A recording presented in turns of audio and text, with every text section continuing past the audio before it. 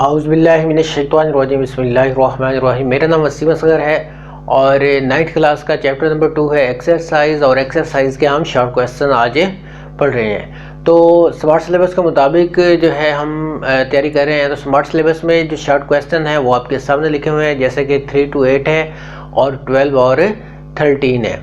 तो ये short question जो है वो हमारे सिलेबस का हिस्सा हैं। And then you'll die.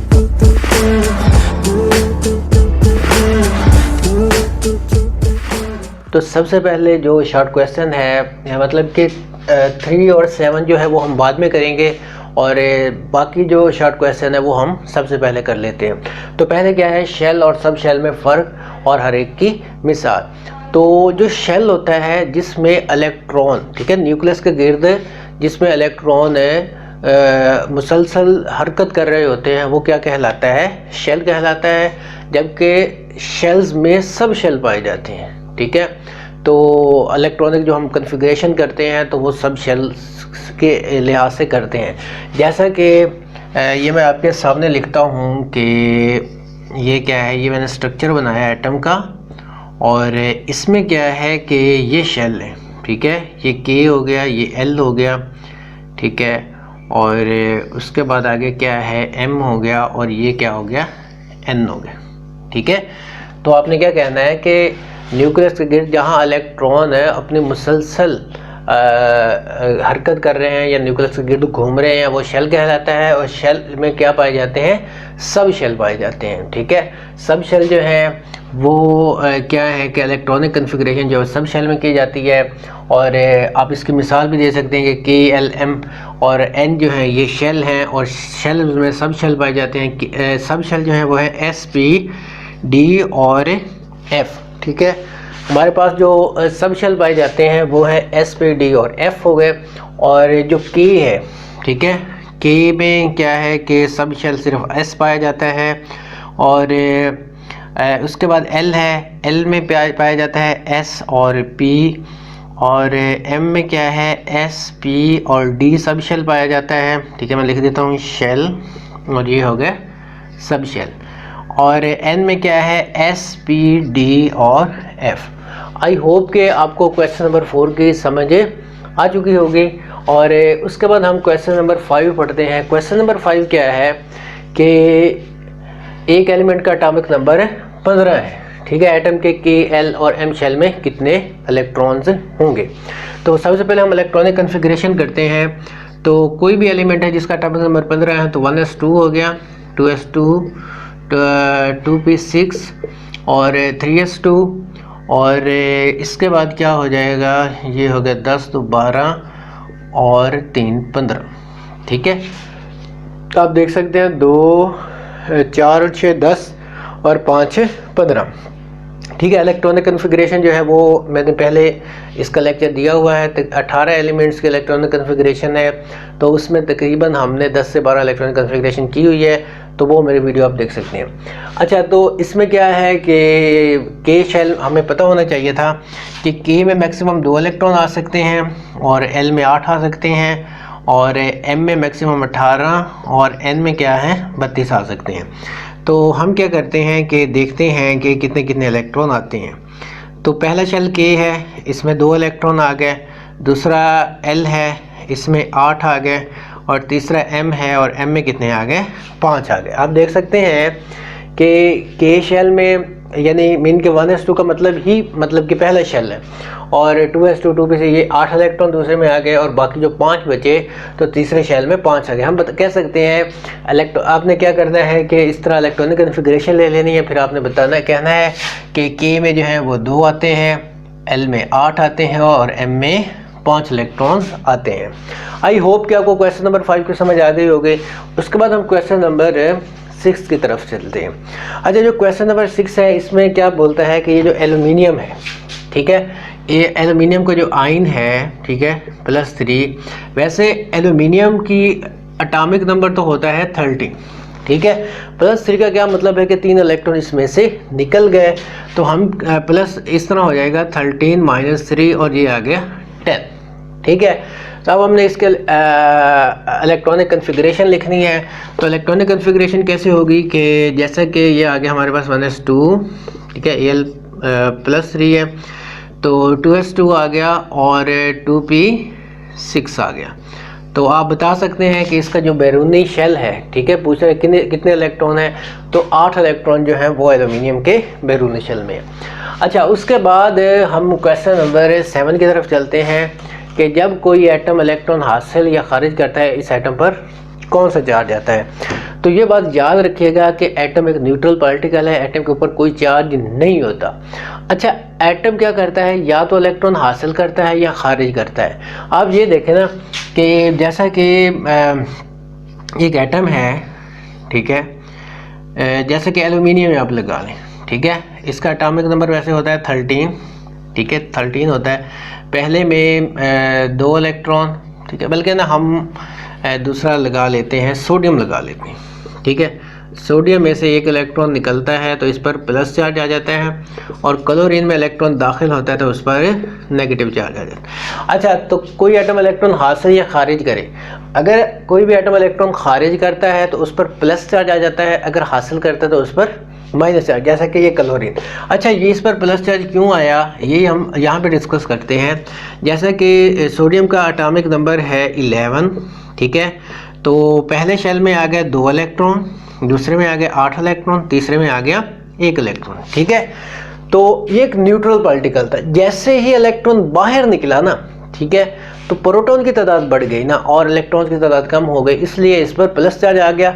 और क्लोरीन क्या था कि उसमें जितने इलेक्ट्रॉन है उतने ही प्रोटॉन है, जैसे ही एक और इलेक्ट्रॉन इसमें एडअप हुआ तो इलेक्ट्रॉन की तादाद बढ़ गई और इसलिए क्लोरीन के ऊपर नेगेटिव चार्ज आ गया। आई होप कि आपको क्वेश्चन नंबर 7 की भी समझ आ चुकी होगी। अच्छा, उसके बाद हम नेक्स्ट चलते हैं कि क्वेश्चन नंबर 12 जो है रदरफोर्ड के एटॉमिक मॉडल के नकाइस लिखे। तो ये 2 नकाइस थे, ठीक है, ये हमने रदरफोर्ड के एटॉमिक मॉडल के नकाइस हमने बड़ा अच्छे तरीके से इसको डिस्कस किया हुआ है। आप मेरा वो लेक्चर देख सकते हैं रदरफोर्ड के एटॉमिक मॉडल के नकाइस के पहला नुक्स ये था कि अगर इलेक्ट्रॉन चार्ज रखते हैं तो उन्हें क्या है कि मुसलसल एनर्जी खारिज करनी चाहिए, आखिरकार न्यूक्लियस के ऊपर गिर जाना चाहिए। और दूसरी ये था कि अगर इलेक्ट्रॉन मुसलसल एनर्जी खारिज करते हैं तो उन्हें मुसलसल स्पेक्ट्रम बनाना चाहिए, लेकिन एटम क्या है, हकीकत में लाइन स्पेक्ट्रम बनाते हैं। अच्छा, और उसके बाद क्या है नेक्स्ट कि जब तक 13 क्वेश्चन, जब तक इलेक्ट्रॉन एक ऑर्बिट में रहता है वो कोई तवानाई खारिज या जज़ब नहीं करता। वो कब तवानाई खारिज या जज़ब करता है, पहली बात तो एक बात ये कन्फर्म है कि जैसा कि, ठीक है, ये यहाँ पर भी इलेक्ट्रॉन है और यूँ समझिए ये एक इलेक्ट्रॉन है, ये यहाँ पर भी इलेक्ट्रॉन है, यहाँ पर भी। अगर ये घूम रहे हैं ना अपने अपने मदार में या ऑर्बिट या मतलब कि शेल में, तो एनर्जी खारिज नहीं कर रहे। सवाल ये है कि वो एनर्जी मतलब खारिज या जज़ब कब करते हैं। देखो, जब भी इलेक्ट्रॉन है, वैसे इसे ग्राउंड स्टेट भी बोलते हैं या कम एनर्जी वाली जगह, जब इलेक्ट्रॉन ग्राउंड स्टेट से एक्साइटेड, इसे एक्साइटेड स्टेट बोलते हैं, ठीक है। जब इलेक्ट्रॉन ग्राउंड स्टेट से एक्साइटेड स्टेट में जाते हैं तो एनर्जी जज़ब करते हैं, ठीक है। और जब एक्साइटेड स्टेट से फिर दोबारा ग्राउंड स्टेट में आते हैं तो एनर्जी क्या करते हैं, खारिज करते हैं। कि बोहर का जो मॉडल हमने ये बोहर का एटॉमिक मॉडल जो हमने पढ़ा हुआ है, अब वो वाली वीडियो देख लेंगे तो आपको ये बात भी सही तरह से क्लियर हो जाएगी। आई होप कि यहाँ पर भी क्लियर हो गई होगी कि ये वैसे कम या मतलब इसे हम ये भी कह सकते हैं कम एनर्जी वाली ऑर्बिट। जब इलेक्ट्रॉन कम एनर्जी वाले ऑर्बिट से ज़्यादा एनर्जी वाले ऑर्बिट में जाते हैं तो एनर्जी जज़ब करते हैं। जब ज़्यादा एनर्जी वाले ऑर्बिट से कम एनर्जी वाले ऑर्बिट में जाते हैं तो तब क्या है कि एनर्जी खारिज करते हैं। आई होप कि आपको क्वेश्चन नंबर 13 तक समझ आ चुकी होगी। और अब हमने जो नेक्स्ट डिस्कस करना है वो क्वेश्चन नंबर 3 करना है और क्वेश्चन नंबर 7 करना है। अच्छा, तो हमारे क्वेश्चन नंबर 3 और 7 रह गए थे। क्वेश्चन नंबर 7 पहले हम कर लेते हैं और फिर उसके बाद क्वेश्चन नंबर 3 करते हैं। क्वेश्चन नंबर 7 में आप देख सकते हैं कि वो कहता है कि मैग्नीशियम के इलेक्ट्रॉनिक कन्फिग्रेशन 2, 8 और 2 है, ठीक है, 2, 8 और 2 है। और इसके बाद पूछता है, पहला सवाल क्या है कि इसके बैरूनी शेल में कितने इलेक्ट्रॉन्स हैं। तो सबसे पहले मैं आपको बता देता हूँ कि ये इस तरह से है कि ये है मैग्नीशियम, पहले उदाहरण में 2, दूसरे में 8 और तीसरे में 2 इलेक्ट्रॉन्स हैं। ठीक है, तो इसके बैरूनी शेल में कितने इलेक्ट्रॉन्स हैं? तो 2 इलेक्ट्रॉन्स हैं। ठीक है, आप बता सकते हैं कि इसके बैरूनी शेल में 2 इलेक्ट्रॉन हैं। नंबर बी है कि इसके बैरूनी शेल के किस सब शेल में कितने इलेक्ट्रॉन्स हैं? तो इलेक्ट्रॉनिक कन्फिग्रेशन करनी पड़ेगी। अभी हम इलेक्ट्रॉनिक कन्फिग्रेशन करते हैं मैग्नीशियम की। तो ये आ गया 1s2, ठीक है, ये इसका एटॉमिक नंबर होता है 12। ये हो गया 2s2, 2p6 और 3s2, ये 12 हो गया, आप गिन सकते हैं। तो अब क्या है कि इसके बैरूनी शेल के किस सब शेल में, इसके बैरूनी शेल के किस सब शेल में कितने इलेक्ट्रॉन होंगे? हम इसका जवाब दे सकते हैं कि इसके बैरूनी शेल के एस सब शेल में, ठीक है, एस सब शेल में कितने इलेक्ट्रॉन होंगे? 2 इलेक्ट्रॉन होंगे। उसके बाद नेक्स्ट क्या है सवाल कि मैग्नीशियम क्यों इलेक्ट्रॉन देने की सलाहियत रखता है?